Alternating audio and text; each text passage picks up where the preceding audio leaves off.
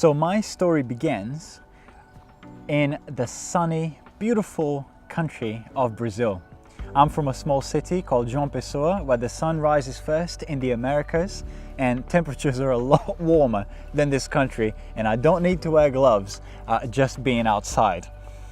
So most people, when I meet them, I've been in the UK 7 years, and they ask me, why would you leave such a beautiful, sunny, wonderful country as Brazil to live here, where it's rainy and grey?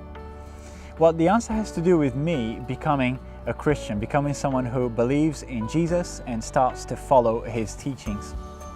When I was 15 years old, my life was, I guess, a pretty bog standard life in a way.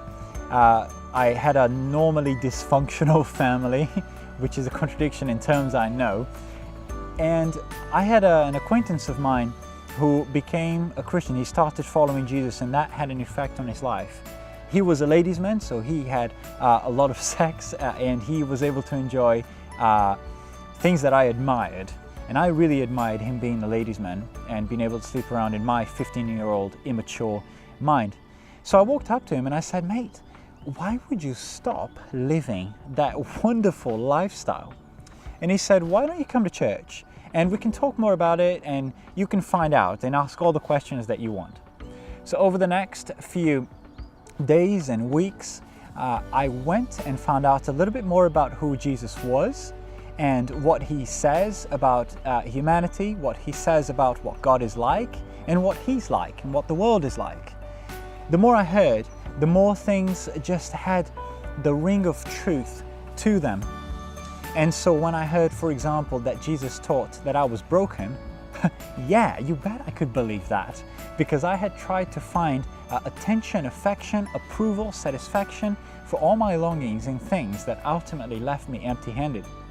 I had friends that I loved and who loved me, but that every time I put my trust and made them my biggest love and passion, I was left empty-handed at the end of it, because either they disappointed me or I disappointed them. So the answer couldn't be that. So as I kept on searching, I tried perhaps to just get smashed with my friends and drink alcohol and see whether that would satisfy me. But it didn't last for as long as I would have liked, and on the next day I didn't feel so great. I had a friend who smoked weed and he sold weed, and so I tried that, and yet that too left me empty-handed and with a dry mouth and just really hungry, and I was always looking for more.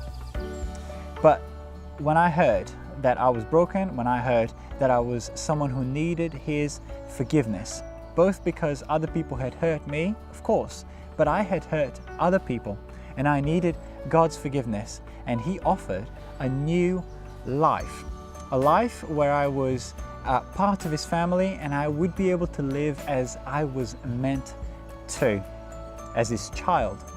And even though all the things I had tried before, like alcohol or putting my hope and my satisfaction in my friends, even though all those things left me empty-handed, nothing could change the status of being his child that he could give.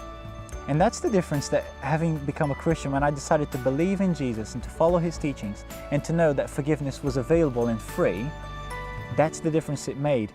He didn't take all my sufferings away and all the difficult things in life, but he promised that now I'm his child and I walk with him.